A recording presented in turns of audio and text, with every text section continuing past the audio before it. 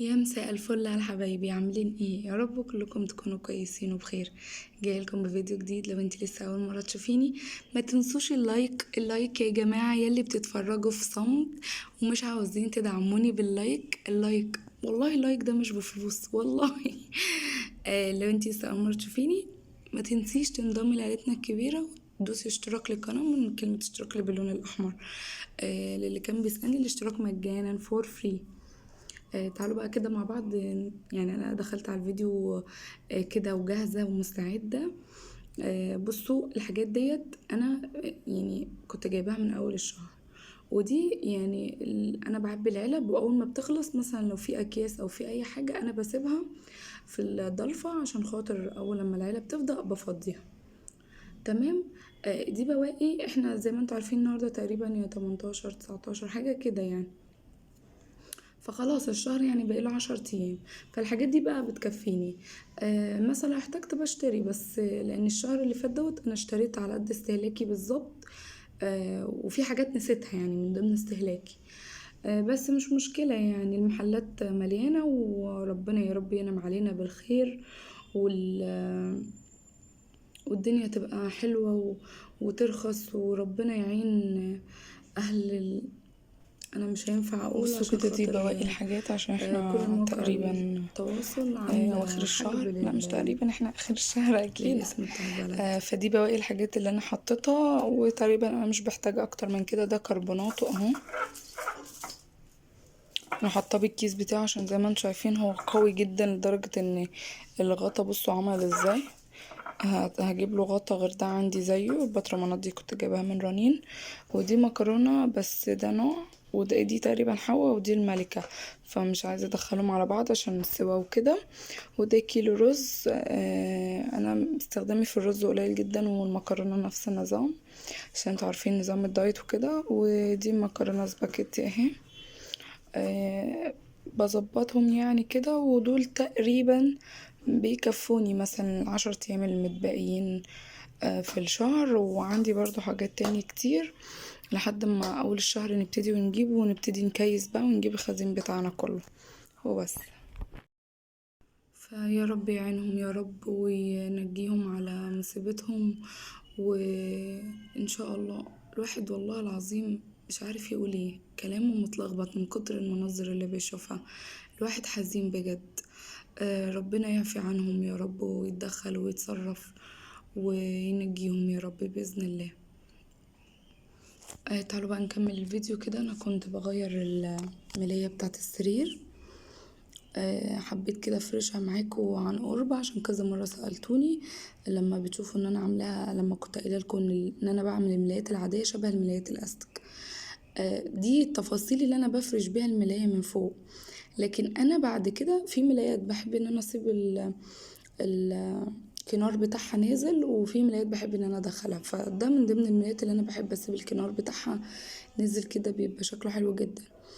ده طبعا الكسوة اللي انا عاملاها لوش المخدة، دي عاملاها خارجية وما كلفتنيش حاجة يعني.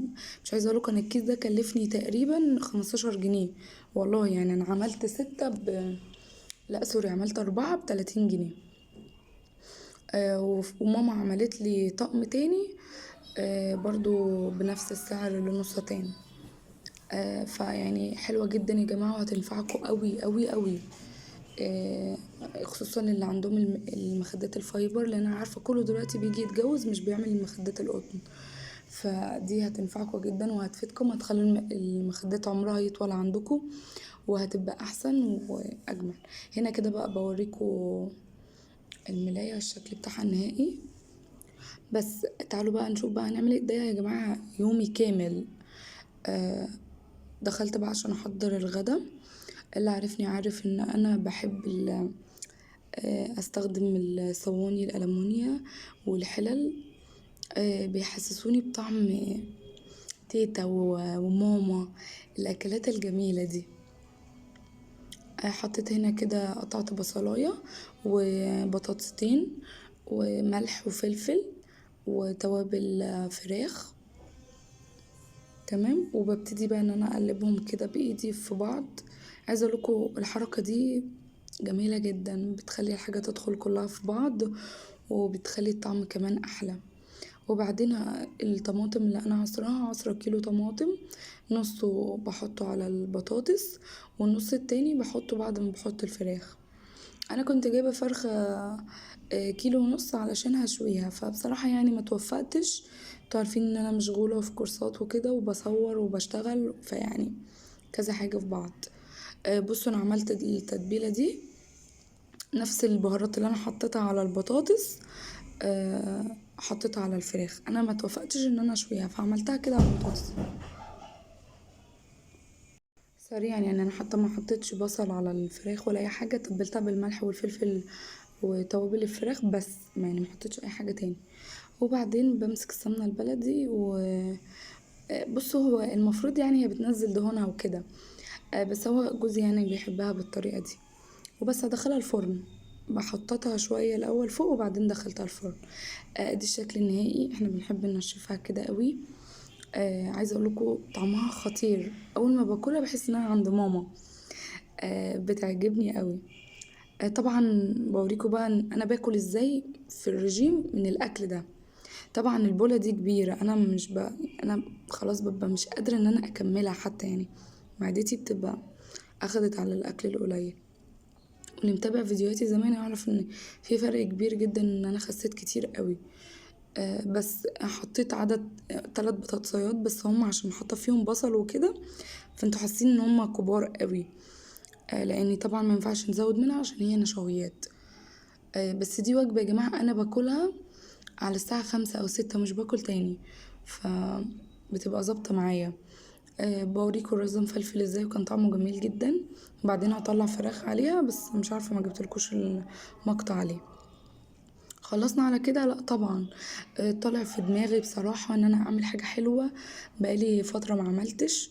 و انا مش هاكل منها زي ما كنت باكل الاول، بس يعني حرام جوزي يعني عمل رجيم معايا هو اصلا رفيع. مش هتصدقوا بس الكمية دي كلها من بيضتين وكوبايتين دقيق. يعني بجد مش عارفة اقول ايه.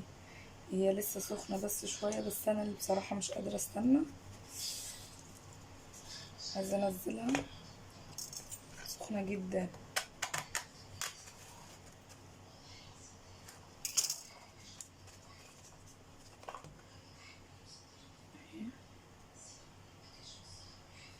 زي ما الطبقة دي معوجة، هي معوجة. بصوا، شايفين الجمال؟ شايفين الوش اللي بيلمع؟ لا لا لا يا جماعة، احنا نفتح بقى. بسم الله. سخنة جدا، تعالوا نفتح بالسكينة. اوبا، شايفين البخار؟ شايفين هشة ازاي من جوه؟ مش كبسة ولا فيها اي حاجة تزعج كده. شايفين؟ خطيرة. ندوق بقى عشان ايه نحكم. بالمناسبة دي عشان كانت اخر حتة فطلع صغنونة كده يعني، بس هي يعني استنى عشان لسه سخنة.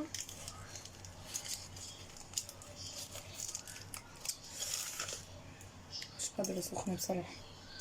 تعالوا بس ندوق. شايفين يا جماعة بتتفرك ازاي من كتر ما هي هشة؟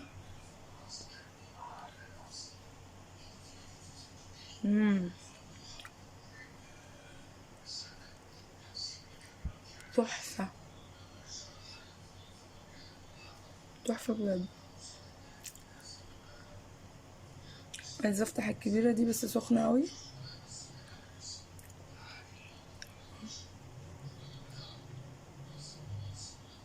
طعمها حلو قوي بجد. انا وريتكم الشوكولاتة خالص، عايزة اوريكم واحدة من اللي هي الاتنين.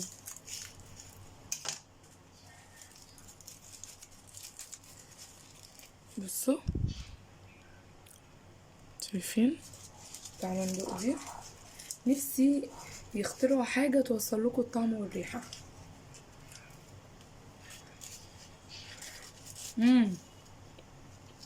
تحفة تحفة بجد.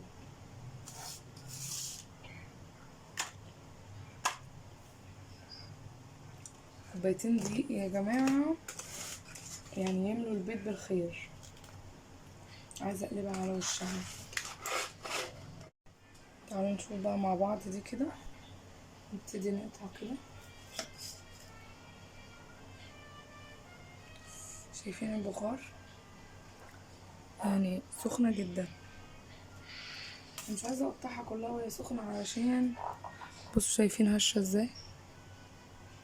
شايفين حلوة قوي قوي. لو عايزين الطريقة قولولي في الكومنتات وانا هعملها معاكم تاني، لان انا بصراحة الكيكة دي مش بقدر ابطلها. ان شاء الله هتعجبكم.